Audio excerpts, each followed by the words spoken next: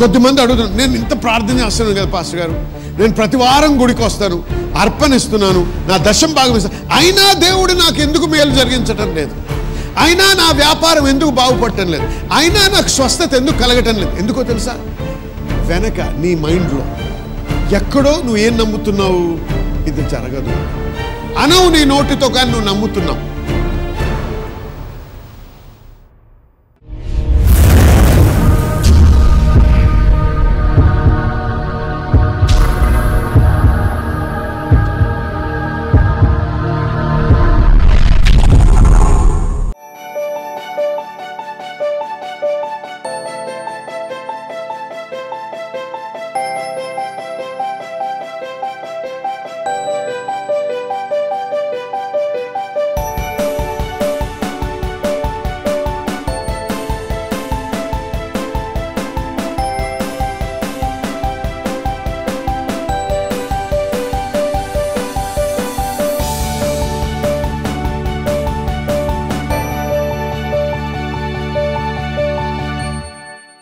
మనం ధ్యానించబోయేటువంటి అంశము ఇంగ్లీష్లో ఫియర్ అనే మాట.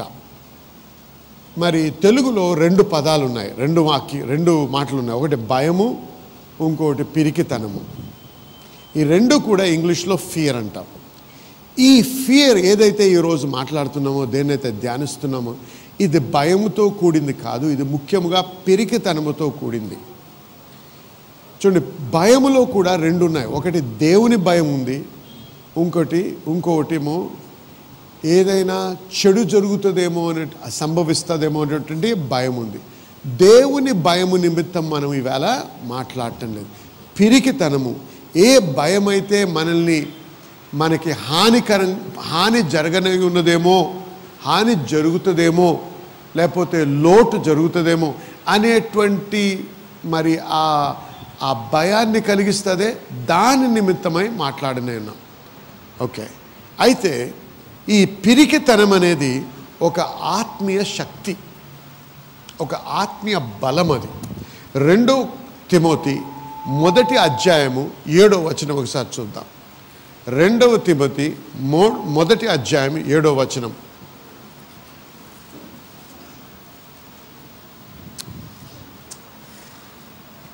దేవుడు మనకు శక్తియు ప్రేమయు ఇంద్రియ నిగ్రహము గల ఆత్మను ఇచ్చెను గాని పిరికితనము గల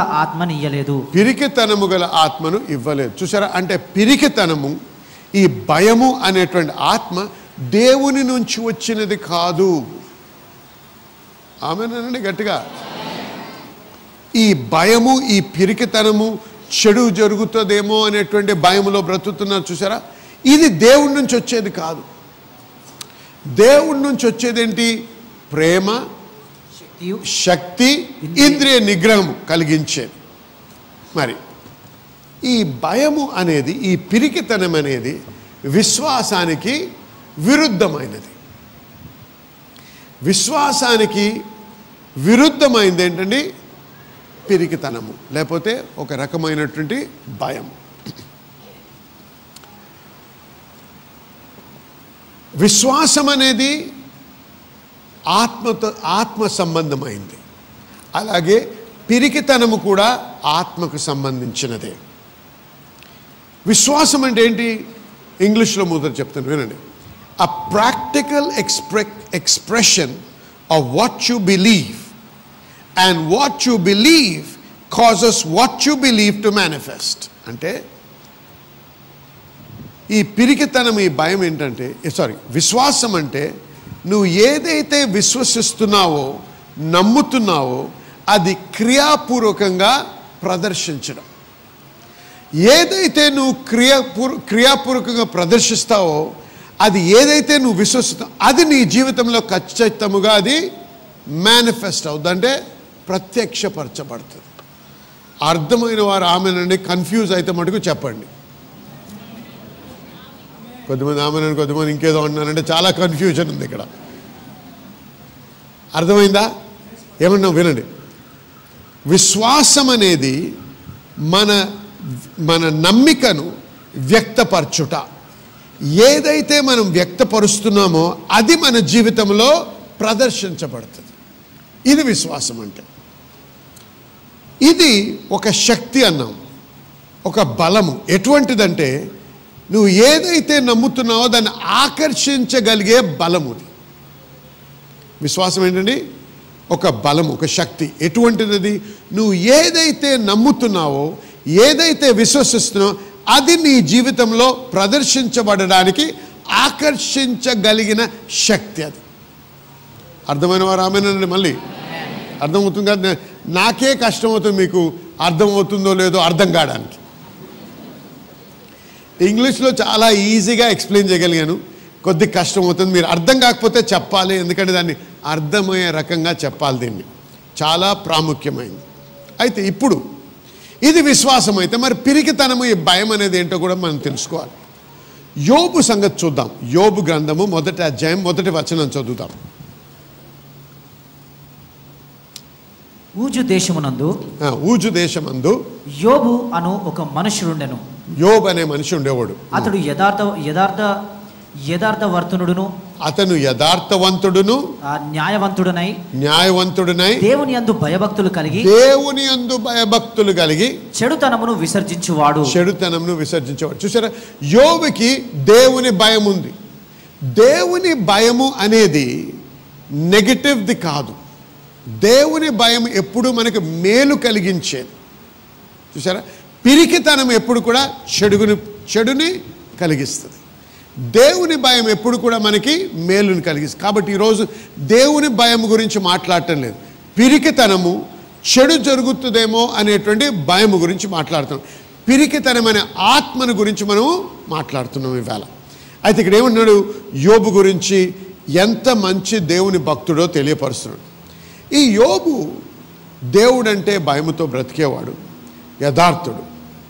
అయితే ఈ యోబు ప్రతిరోజు అర్పణలు అర్పించేవాడు దేవునికి. ఎందుకో తెలుసా? తన పిల్లలు ఎవరైనా పాపము చేశారేమో, వారికి హాని జరుగుతుందేమో అనేటువంటి భయముతో దేవునికి అర్పణ అర్పించేవాడు. గమనించండి, ఇక్కడ అర్పణ అర్పించడం మంచిదే, కానీ ఎటువంటి హృదయముతో, ఎటువంటి దృక్పథంతో చేస్తున్నాడో ఒకసారి ఆలోచించండి. ఇది వచ్చేది విశ్వాస మూలముగా రావటం లేదు. ఈ అర్పణ భయము మూలముగా అర్పిస్తున్నాడు. అర్థమైన వారు ఆమెనండి. చూసారా, ఇది చాలా ప్రాముఖ్యం. ఎందుకంటే దేవునితో మనం ఏది చేసినా ఎప్పుడు కూడా దాని మూలము విశ్వాసంలోంచే ఉండాలి, కానీ పిరికితనం నుంచి ఉండకూడదు. దేవునికి అంగీకారం అవ్వాలంటే ఏదైనా సరే విశ్వాసం వల్ల జరిగినదే అంగీకరిస్తాడు. అందుకే అన్నాడు దేవుని యొక్క వాక్యం, it is impossible to please God without faith. విశ్వాసము లేకుండా దేవుణ్ణి మనము ఇష్టులై జీవించలేము, అసాధ్యం. చూసారా, అయితే విశ్వాసము లేకుండా ఏం చేస్తున్నాడు యోబు? భయపడుతూ ఏ రోజన్నా ఏదైనా చెడు జరుగుతుందేమో ఏదైనా అని నమ్ముతున్నాడు, విశ్వసిస్తున్నాడు. కానీ అది జరగకూడదని అర్పణలు అర్పిస్తున్నాడు, దేవుని ప్రార్థిస్తున్నాడు. కానీ భయము మట్టుకు ఆయన హృదయంలో ఉంది. అయితే ఇప్పుడు యోబు ఏమంటున్నాడు చూడండి, 3వ అధ్యాయం 25వ వచనం చదవండి. ఏది వచ్చునని నేను బహుగా భయపడుతునో అదియే నాకు సంభవించాను. ఏది జరుగుతుందని నేను నమ్మానో, ఏదైతే భయపడ్డానో అదే జరిగింది నాకు. నాకు భీతి పుట్టించినదే నా మీదికి వచ్చుచున్నది. చూసారా, అంటే ఈ భయము, ఈ పిరికితనం అనేది కూడా ఒక శక్తి, విశ్వాసము లాంటిది. ఇది కూడా మనము మన నమ్మికను ఏ విధంగా ప్రత్యక్షపరుస్తున్నామో దానిని బట్టి మన జీవితంలో ప్రత్యక్షత జరుగుతుంది. ఇది కూడా ఎటువంటి శక్తి? ఏది నమ్ముతున్నామో దాన్ని ఆకర్షించి మన జీవితంలో ప్రదర్శించడానికి కావలసిన శక్తి ఇది. జాగ్రత్త వినండి. విశ్వాసము పిరికితనం, ఈ భయము, ఈ రెండు కూడా ఒకదానికొకటి విరుద్ధమైనవి, కానీ రెండు కూడా ఒకే రకముగా పనిచేస్తున్నాయి.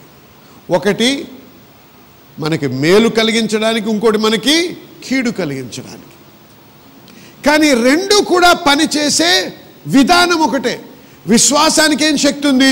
మనం ఏదైతే నమ్ముతున్నామో అది మన జీవితంలో జరిగించే శక్తి ఉంది. పిరికితనంకి ఏం శక్తి ఉంది? మనం ఏదైతే నమ్ముతున్నామో, ఏదైతే విశ్వసిస్తున్నామో అదే మన జీవితంలో జరిగించడానికి శక్తి కలిగింది. అంటే విశ్వాసము పనిచేస్తుందా, పిరికితనం మన జీవితంలో పనిచేస్తుందా, ఆ నిర్ణయం మన చేతిలో ఉంది. విశ్వాసములో నువ్వు బలపడితే నువ్వు ఏదైతే విశ్వసిస్తున్నావో అదే నీకు సంభవిస్తుంది.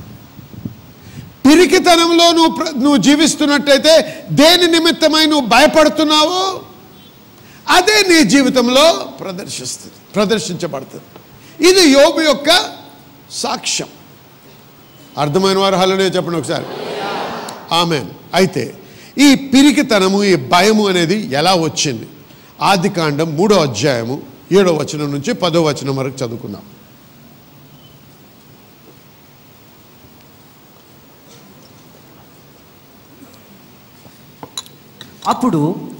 అప్పుడు వారిద్దరి కన్నులు తెరవబడెను. వారు తాము దిగంబరులమని తెలుసుకుని అంజూరపు ఆకులు కుట్టి తమకు కచ్చడములు చేసుకొనిరి. చల్లపూటను ఆదామును అతని భార్యయు తోటలో సంచరించుచున్న దేవుడైన యెహోవా స్వరము విని, దేవుడైన యెహోవా ఎదుటికి రాకుండా తోట చెట్ల మధ్యను దాగుకొనగా, దేవుడైన యెహోవా ఆదామును పిలిచి, నీవు ఎక్కడ ఉన్నావనను. అందుకతడు, నేను తోటలో నీ స్వరము వినినప్పుడు దిగంబరినిగా ఉంటిని గనుక భయపడి దాగుకుంటున్నాను. అందుకాయన చాలు. ఇక్కడ ఆదాము ఎందుకు సృష్టించబడ్డాడు? దేవునితో సహవాసము చేయడానికి కొరకు ఆదాము సృష్టించబడ్డాడు. అయితే ఆదాముతో దేవుడు ఏమన్నాడు? ఏ రోజైతే నువ్వు ఆ యొక్క చెట్టు ఫలము తింటావో ఆ రోజు నువ్వు నిశ్చయముగా చచ్చదవు అన్నాడు. అయితే ఆ రోజు వచ్చింది. ఏ రోజైతే వారు ఆ ఫలంని తిన్నారో ఆ రోజు దేవుడు చెప్పిన విధంగా ఆయన మరణించాడు. అంటే మరణం అంటే ప్రాణము లేకపోవడమే కాదు, సెపరేట్ అంటే వేరుపరచబడడం. దేవుని నుంచి ఆయన దూరపరచబడి వేరుపరచబడ్డాడు. ఎప్పుడైతే ఆత్మీయంగా చనిపోయాడో అప్పుడు వాని యొక్క నేత్రములు విప్పబడి నేను దిగంబరిని అనుకున్నాడు. వినండి, ఇది జరిగిన వెంటనే దేవుడు ఆ వనంలోకి వచ్చినప్పుడు ఏం చేస్తున్నాడు? ఆదాము దాక్కుంటున్నాడు. ఎందుకు దాక్కున్నాడంట? నీ స్వరమును విని నేను భయపడి తిని. చెప్పండి అందరూ, ఏంటండి? గట్టిగా చెప్పాలి మళ్ళీ. మరి అంత ముందు రోజే దేవుడు వస్తే ఆయనతో సహవాసం చేశాడు, కూర్చొని మాట్లాడారు, కలిసి తిరిగారు. ఈరోజు అదే దేవుడు వచ్చినప్పుడు భయం వచ్చింది. దేవుని నుంచి వచ్చేది కాదు భయము. భయం అనేది ఎప్పుడు వచ్చింది? ఎప్పుడైతే మానవుడు తన పాపము ద్వారా పడ్డాడో అప్పుడు మరణం వచ్చింది. మరణము ద్వారా పిరికితనము, ఈ భయం అనేది వచ్చింది. ఆమేనండి, చూసారా? కాబట్టి భయానికి మూలము దేవుడు కాదు, దాని మూలము పాపం. పాపము ద్వారానే మరణం వచ్చింది. మరణము వచ్చినందుకు వాడికి పిరికితనం వచ్చింది. ఆదాము యొక్క పాపము ద్వారా సాతాను మరణాన్ని స్వాధీనపరుచుకున్నాడు, మనిషిని పిరికితనానికి లోబర్చాడు. కాబట్టి ఈ యొక్క స్థితిలో ఈ రకంగా ఈ భయము, ఈ పిరికితనం అనేది వచ్చింది. అయితే ఇప్పుడు అర్థం చేసుకున్నాం, ఈ భయాన్ని బాగా అర్థం చేసుకోవాలి. ఈ పిరికితనం గురించి ఒక్కోసారి ఒక అంశాన్ని తెలుసుకోవాలంటే దానికి విరుద్ధమైంది ఏంటో తెలుసుకుంటే దీని అంశాన్ని మనం బాగా అర్థం చేసుకోగలం. కాబట్టి ఈ పిరికితనముకి విరుద్ధం, ఈ భయానికి విరుద్ధమైంది ఏంటండి? చెప్పండి, గట్టిగా చెప్పాలి అందరూ. అరవండి గట్టిగా, విశ్వాసం అని. కాబట్టి మనం విశ్వాసం ఏంటో తెలుసుకుంటే ఒక రకంగా మనం భయాన్ని మనము అర్థం చేసుకోగలం. అయితే విశ్వాసం అంటే ఏంటి? విశ్వాసం అనేది దేవుని వాక్యంలోంచి వచ్చేది. అంటే ఒక నమ్మిక. ఈ నమ్మిక ఎక్కడి నుంచి వస్తుంది? దేవుని వాక్యం మీద ఆధారపడి దేవుని వాక్యంలోంచి వచ్చేదే విశ్వాసం. మరి భయం అనేది ఏంటి? దేవుని వాక్యానికి, దేవుని వాక్యం కాదు దానికి వ్యతిరేకముగా వచ్చి దాని ద్వారా ఉద్భవించేదే పిరికితనం, లేకపోతే భయం. విశ్వాసం ఎలాగొస్తుంది చెప్పండి? ఏంటండి? వినుట వలన విశ్వాసం వస్తుంది. పిరికితనం ఎలాగొస్తుంది? వినుట వలనే వస్తుంది. చూసారా దాన్ని? అందుకే ఏమన్నా అర్థం చేసుకొని రెండు అర్థం చేసుకోవాలి మనం. ఏమి వినాలి విశ్వాసం రావాలంటే? దేవుని వాక్యం. దేవుని వాక్యానికి విరుద్ధంగా మాట్లాడే దాని మీద నువ్వు ఎక్కువగా విని దాన్ని ధ్యానించినట్టయితే ఏమొస్తుందండి? విశ్వాసం రాదు. విశ్వాసాన్ని కోల్పోతావు, భయాన్ని నువ్వు స్వీకరిస్తావు. హల్లెలూయా, హల్లెలూయా, గట్టిగా చెప్పాలి హల్లెలూయా. చూడండి, నీవు మాటలు విన్నప్పుడు, నేను మాట్లాడుతున్నాను మీతో, నీవు మాటలు వినేటప్పుడు అక్షరాలు చూడవు మీ మైండ్లో. నేను మాట్లాడుతున్నాను, మీరేం చూస్తున్నారు? చిత్రాలు చూస్తారు, బొమ్మలు చూస్తారు. ఉదాహరణకి ఒక కార్ అన్నాను. కార్ అనగానే వెంటనే 4 చక్రాలు ఉన్నటువంటి బండి కనపడుతుంది అందరి మనసుల్లో. అవునా? చెప్పండి మంచిగా, ఆమె చెప్పండి. ఇప్పుడు నేనేం చేస్తున్నాను? మాటల ద్వారా నేను చిత్రాల్ని సృష్టిస్తున్నాను. దేవుడు మాటల ద్వారా మనం ఈ మాటల ద్వారా ఈ చిత్రాలు చిత్రీకరించడం అనేది మనం ఇది గమనించాలి. కార్ అనగానే మీరందరూ 4 చక్రాలు గల ఒక బండిని చూశారు. ఇప్పుడు నేను ఆ కార్ని నల్ల కార్ అన్నాను, వెంటనే ఏమైంది? ఇప్పుడు మీ చిత్రాలు మారిపోయాయి. అవునా? ఈ నల్ల కార్నే నేను ఇప్పుడు నానో అన్నాను అనుకోండి, వెంటనే మారిపోయింది. చిన్న కొద్దిమంది నేను నల్ల కార్ అనగానే పెద్ద కార్ చూశారు, కొద్దిమంది చిన్న కార్ చూశారు, కొద్దిమంది మధ్య రకం కార్ చూశారు. ఇప్పుడు నేను నానో అనగానే అందరి కారు దిగిపోయింది సైజులో. ఏం ప్రదర్శిస్తున్నా అంటే మాటల ద్వారా, మాటలు వినుట ద్వారా మన మనస్సులో ఏమవుతున్నాయి? చిత్రాలు చిత్రీకరించబడుతున్నాయి. అయితే మాటలు అనేవి విత్తనాలు లాంటివి. ఎప్పుడైతే ఈ విత్తనాలు నీ హృదయంలో నాటబడతాయో ఆ నాటబడ్డటువంటి ఆ విత్తనము చిత్రాల్ని సృష్టిస్తాయి. ఎప్పుడైనా నువ్వు ఒక రిపోర్ట్ విన్నావు అనుకో, ఆ రిపోర్ట్ ఏం చేస్తుంది? ఆ రిపోర్టు ట్రాన్స్లేట్ అంటే ఈ మాటల్ని చిత్రాలుగా మారుస్తుంది అన్నమాట. ఉదాహరణ ఇస్తా, వినండి జాగ్రత్తగా.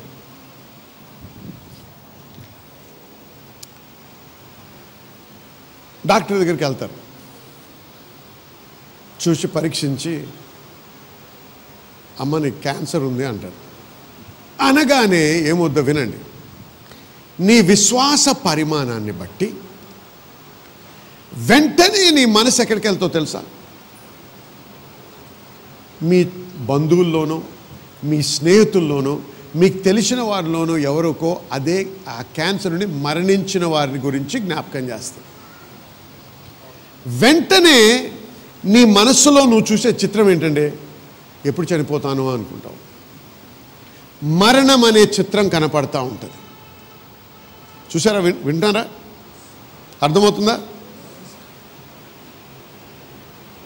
ఈ మాటలు ఎప్పుడైతే ఈ చిత్రాలు తయారు చేయబడతాయో మన హృదయంలోగా నాటబడితే అయితే అది విశ్వాసంగా మారుతుంది, లేకపోతే పిరికితనంగా మారుతుంది. నువ్వు ఏదైతే నమ్మి విశ్వసిస్తావో అదే నీ జీవితంలో జరుగుతుంది. చూడు, యోబు ప్రార్థిస్తున్నాడు, అర్పణలు ఇస్తున్నాడు, కానీ ఏం నమ్ముతున్నాడు? ఏదో చెడు జరుగుతుందని. అర్థమైందా? నువ్వు ఎంత ప్రార్థన చేసినా, ఎంత నువ్వు అర్పణలు ఇచ్చినా, ఎంత ఉపవాసం ఉన్నా ఆ చిత్రం మారకపోతే దేవుడు నాకు కాపుదల, నా చుట్టూ ఉన్నవాడు నా యెహోవా, ఆయన దూతలకి నన్ను కాపాడడానికి ఆజ్ఞ ఇచ్చాడు కాబట్టి నేను భయపడను అని నమ్మేవారు కొద్దిమంది బయటికి వెళ్తున్నాను, నేను తిరిగి ఇంటికి వస్తానో లేదో అనేటువంటి కొద్దిమంది. అవునా? యాక్సిడెంట్ అవుద్దేమో, వెళ్ళినప్పుడల్లా యాక్సిడెంట్ అవుద్దేమో అనే తలంచేవారు ఉంటారు. అయితే నువ్వు దేని మీద నువ్వు ఎక్కువ ధ్యానిస్తావో అది నీ హృదయంలో స్థిరపరచబడుతుంది. ఎప్పుడైతే అది స్థిరపరచబడుతుందో అది నమ్మికగా మారుతుంది. ఆ ఏదైతే నువ్వు నమ్ముతున్నావో అదే నీ యొక్క జీవితంలో ప్రదర్శించబడుతుంది. అర్థమైతే హల్లెలూయా చెప్పండి. ఇది చాలా ప్రాముఖ్యమైన అంశం. ఇది కొద్దిమంది అడుగుతున్నారు, నేను ఇంత ప్రార్థన చేస్తున్నాను కదా పాస్టర్ గారు, నేను ప్రతి వారం గుడికి వస్తాను, అర్పణిస్తున్నాను, నా దశం భాగం ఇస్తాను, అయినా దేవుడు నాకు ఎందుకు మేలు జరిగించటం లేదు, అయినా నా వ్యాపారం ఎందుకు బాగుపడటం లేదు, అయినా నాకు స్వస్థత ఎందుకు కలగటం లేదు? ఎందుకో తెలుసా? వెనక నీ మైండ్లో ఆంజనేయులు అనేటువంటి ఒక బ్రదర్ మరి హిందూ కుటుంబం నుంచి నిజరక్షకుడైన యేసుక్రీస్తుని తెలుసుకోవడం జరిగింది. ఇతను చేస్తున్నటువంటి ఉద్యోగం మరి తను చదివినటువంటి చదువుకి తగినంత మరి సామర్థ్యంతో కూడినటువంటి పని కాదు. తన ఐటీఐ మెషిన్ వర్క్స్ చేస్తున్నారు, కానీ ఎంత ప్రయత్నించినా కూడా మరి ఒకరి కింద మరి ఒక సహాయకునిగా, ఒక హెల్పర్గా ఉన్నారు. కానీ మరి తను నేర్చుకున్నటువంటి ఆ యొక్క పనికి న్యాయం చేసేటువంటి విధానంలో తనకు ఒక సరైనటువంటి ఉద్యోగం దొరకక మరి అతను ఎంతగానో మరి దాని విషయమై మరి వేదనతో ఉన్నప్పుడు యొక్క సంఘానికి మరి రావడం జరిగింది. ఇక్కడ దేవుని వాక్యం ద్వారా తన యొక్క ధైర్యము మరి తను నిర్మించుకున్నారు. దేవునిలో సమస్తము సాధ్యమైనటువంటి విషయాన్ని గ్రహించగలిగారు. మరి ప్రత్యేకమైనటువంటి మాట మరి ఒకరోజు మరి పాస్టర్ మాలిన్ గారు మరి జాబ్స్ విషయమై మరి విడుదల చేసినప్పుడు ఆ మాటను వెంటనే తను స్వీకరించడం జరిగింది. అప్పటిదాకా మరి కొన్ని సంవత్సరాలుగా అదే జీతం 6,000 నెలకి తను తీసుకుంటూ ఉండేవారు. దాని తర్వాత దేవుడు మరి ద్వారాలు తెరిచి 2 చోట్ల తను చదివినటువంటి చదువుకి తగినటువంటి ఒక చక్కటి ఉద్యోగం దేవుడు అనుగ్రహించారు. మరి ఇప్పుడు ఇంతకుముందు అక్కడ పనిచేసే వారందరూ కూడా తను మరి సరిగ్గా చూడకపోవడము, చిన్న చూపు చూడడము, మరి అవమానంగా తను భరించేవారు. అయితే ప్రత్యేకమైన మాట కూడా చెప్తున్నప్పుడు ఏం చెప్పారంటే 2 మరి ఘనత వాక్యం చెప్తూ మరి 2 ఘనతను దేవుడు మీకు ఇస్తారు మీ అవమానానికి ప్రతిగా అని చెప్పినప్పుడు ఆ మాటను కూడా ఆయన స్వీకరించడం జరిగింది. మరి ఇప్పుడు తను చేసేటువంటి ఉద్యోగంలో తన ఎవరైతే మరి కింద పనిచేసేవో వారితో సమానంగా చేయడానికి దేవుడు సహాయం చేశారు. అటువంటి ఆధిక్యతలోనికి తీసుకొచ్చారు. అది మాత్రమే కాదు, తన జీతం కూడా మరి 10,000 రూపాయలకి హెచ్చింపులోనికి దేవుడు నడిపించారు. దేవుడు ఇచ్చిన ఘనతను బట్టి మన మధ్యలో సాక్షిగా నిలబడి ఉన్నారు. ప్రభువైన యేసుక్రీస్తు నామానికే సమస్త మహిమ కలుగును గాక. దేని నిమిత్తమైతే నువ్వు ఎక్కువగా ధ్యానించి ధ్యాసుంచుతావో అదే వేర్లతో నాటబడి బలపడి, ఏమన్నా నేను ఇది శక్తి, విశ్వాసము శక్తి, పిరికితనం భయం కూడా శక్తి ఆకర్షిస్తాయి. నీవు ఏదైతే నమ్ముతో దాన్ని ఆకర్షించి నీ జీవితంలో జరిగించడానికి అది శక్తి కలిగిందన్నమాట. హల్లెలూయా, దేవునికి స్తోత్రం. మరి మీరందరూ కూడా మా యొక్క ప్రోగ్రాం ద్వారా ఆశీర్వదించబడుతున్నారు నమ్ముతున్నాము. మరి ప్రత్యేకంగా ఈ దినమున మీరు వినినటువంటి వాక్యాన్ని బట్టి మీరు ఆత్మీయంగా బలపడ్డారని, ఆశీర్వదించబడ్డారని నమ్ముతూ దేవునికి మీతో పాటు మేము స్తుతులు చెల్లిస్తున్నాం. దేవునికి మహిమ కలుగును గాక. ఇదే కాకుండా మేము అనేక మంది సాక్ష్యాలు పంపుతూ మాకు తెలియపరుస్తున్న విషయాలు ఏంటంటే అనేకులు కణుతుల నుంచి విడుదల పొందడము, స్వస్థత నొందడము, చర్మ వ్యాధుల నుంచి స్వస్థత నొందుతున్నారు. దీర్ఘకాలపు నొప్పుల నుంచి, మరి అది ఆర్థరైటిస్ అవ్వచ్చు, లేకపోతే థైరాయిడ్ అవ్వచ్చు, ఇటువంటి వాటి నుంచి కూడా వారు స్వస్థత పొందారని మాకు సాక్ష్యాలు పంపుతున్నారు. వారందరిని బట్టి దేవునికి స్తుతి చెల్లిస్తున్నాం. దేవుడు చేస్తున్న మహత్కార్యాలని బట్టి మరి దేవునికి ఘనత మహిమ కలుగును గాక. మరి ఈ దినమున ఈ ప్రోగ్రాం ముగించక ముందు మీలో ఇంకా అనేక మంది అస్వస్థతగా ఉన్నారని మాకు తెలుసు.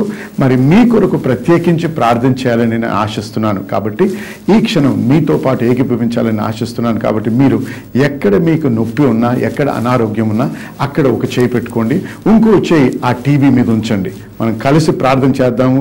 ఇద్దరు ఏకీభవించి అడిగి ప్రార్థన చేసినప్పుడు దేవుడు ఖచ్చితంగా అనుగ్రహిస్తానని వాగ్దానం ఇచ్చాడు కదండి. మరి ఆ వాగ్దానాన్ని బట్టి మరి ఆయన పొందిన గాయముల చేత మనం స్వస్థత నొందితిమి అన్నారు. దేవునికి స్తోత్రం, హల్లెలూయా. నొందబోచటం లేదు, మనం నొందితిమి. కాబట్టి నమ్మండి, విశ్వసించండి.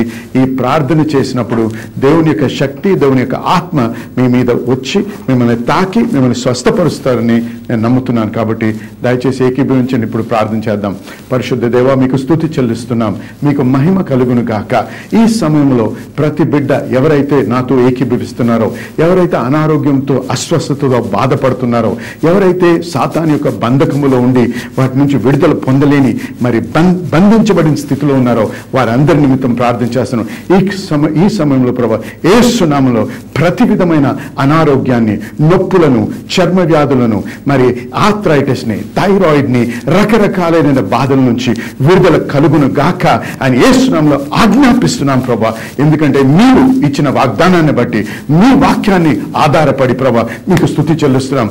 మీ వాక్యమును బట్టి, మీరు పొందిన గాయములు బట్టి ప్రభా మీ బిడ్డలు ఈ క్షణమే స్వస్థత నొంది తీరి ప్రభా. కాబట్టి మీకు స్తుతి చెల్లిస్తున్నాం. మీకే మహిమ కలుగును గాక. మీకు స్తోత్రం, హల్లెలూయా. ఏకీభవించిన వారందరూ కూడా నాతో పాటు ఆమేన్ చెప్పండి. హల్లెలూయా. నేనైతే నమ్ముతున్నాను మీరందరూ కూడా స్వస్థత నొందారని. మీరు పొందినప్పుడు, అది అనుభవించినప్పుడు మరి ఏమాత్రం ఆలస్యం చేయకుండా మా నంబర్లు మీకు కనపడుతూ ఉంటాయి, మా ఫోన్ నంబర్లు, వాటికి ఫోన్ చేయండి, మాకు తెలియపరచండి. మీతో పాటు మేము కలిసి దేవుణ్ణి స్తుతించడానికి మాకు మంచి అవకాశాన్ని కలిగించండి. మీకు దేవునికి స్తోత్రము, మహిమ కలుగును గాక. మళ్ళీ మనం తిరిగి మీతో ప్రార్థన చేయడానికి మరొకసారి దేవుడు తరుణం ఇచ్చినప్పుడు ఖచ్చితంగా చేద్దాం. దేవునికి మహిమ కలుగును గాక. Amen. I don't know if you're a believer or not. If you're a believer, you have a name that is above every other name. Whatever the devil stole from Adam through deception, Jesus got it back with a power.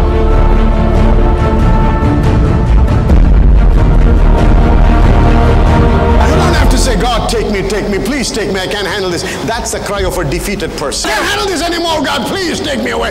I'm a waste, Lord. I'm a burden to this man. I'm a burden to my family. I'm a burden. Hey, get up, wake up.